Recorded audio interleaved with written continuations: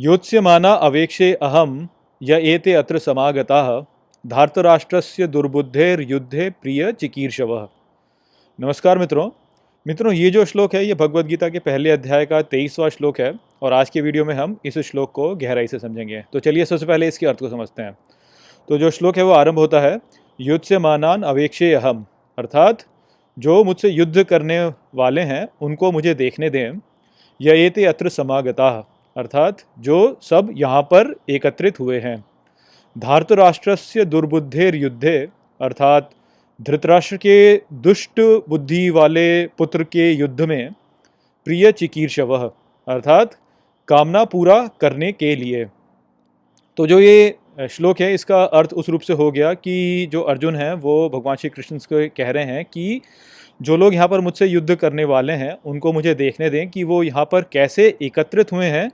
जो धृतराष्ट्र का दुर्बुद्धि पुत्र है उसके युद्ध में उसकी कामना को पूरा करने के लिए।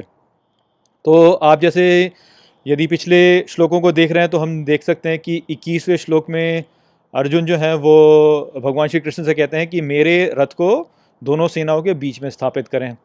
फिर उसके पश्चात जो 22वां श्लोक होता है उसमें अर्जुन कहते हैं कि ताकि मैं उनका निरीक्षण कर सकूं, ऐसे बोलते हुए। और यहाँ पर अब वो बता रहे हैं कि वो निरीक्षण क्यों करना चाहते हैं। तो जो यहाँ पर हमें जिस पर ध्यान देना चाहिए वो है दुर्बुद्धेर युद्धे प्रिय चिकीर्षवः पर। तो ये जो दो शब्द हैं इनसे हम समझ सकते हैं कि जो अर्जुन है उनका मनोभाव अभी कैसा है। तो अर्जुन जो है वो बड़े ही भ्रमित कह सकते हैं या आप कह सकते हैं कि चकित स्थिति में है कि जो दुर्योधन है उनके सेना में इतने सारे योद्धा कैसे आ गए, कैसे वो यहाँ पर युद्ध करने के लिए आ गए हैं दुर्योधन की कामना को पूरा करने के लिए। तो ये ऐसी बात है जो कि अर्जुन को समझ में नहीं आ रही है कि ऐसा क्यों हो गया। और हम जानते हैं कि अर्जुन जो है वो कपिध्वज हैं, अर्थात वो उनका जो मन है वो अनुशासित मन है। तो वो सभी पहलुओं को अच्छे से देखना चाहते हैं, वो दोनों ही पहलुओं को समझ सकते हैं। इसीलिए उन्होंने कहा कि मेरे जो रथ है मेरे रथ को दोनों सेनाओं के बीच में स्थापित करें, अर्थात दोनों ही पहलुओं को वो समझना चाहते हैं। और वो इसलिए समझना चाहते हैं क्योंकि वो ये समझ नहीं पा रहे हैं कि जो दुर्योधन है उसकी सेना की ओर से इतने सारे योद्धा जो हैं वो कैसे आ गए हैं और ये कौन योद्धा है उनको ऐसा लग रहा है। क्योंकि अर्जुन के दृष्टिकोण से जब देखा जाए तो दुर्योधन की का जो मनोभाव है वो एकदम दुर्बुद्धि वाला ही है, वो बड़ा ही दुष्ट सा व्यवहार है। और कोई भी ऐसा व्यक्ति जो कि समझदार है उससे आप ऐसी अपेक्षा करेंगे कि ऐसे दुष्ट कारण के लिए जो है युद्ध करने के लिए आप नहीं आएंगे। तो अर्जुन ऐसी अपेक्षा करते हैं कि दुर्योधन की ओर से किसी को लड़ने के लिए नहीं आना चाहिए क्योंकि दुर्योधन अधर्म के मार्ग पर है, ऐसा यहाँ पे अर्जुन को दिखता है। तो इसलिए वो ये अपेक्षा कर रहे थे कि दुर्योधन की ओर से कोई युद्ध करने नहीं आएगा, परंतु इतने सारे लोग दुर्योधन की ओर से युद्ध करने आ गए हैं।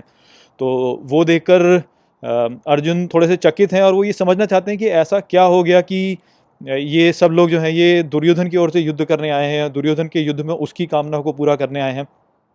तो इसको समझने के लिए वो भगवान श्री कृष्ण से कहते हैं कि मेरा रथ जो है बीच में लेके जाए ताकि मैं उनके दृष्टिकोण को भी समझ सकूं। क्योंकि हमारे साथ वास्तव में ऐसा ही होता है कि हम एक ऐसा जीवन जीते हैं जहाँ पर कि हम दूसरों की कमियों को तो देख पाते हैं परंतु अपनी कमियों को नहीं देख पाते हैं।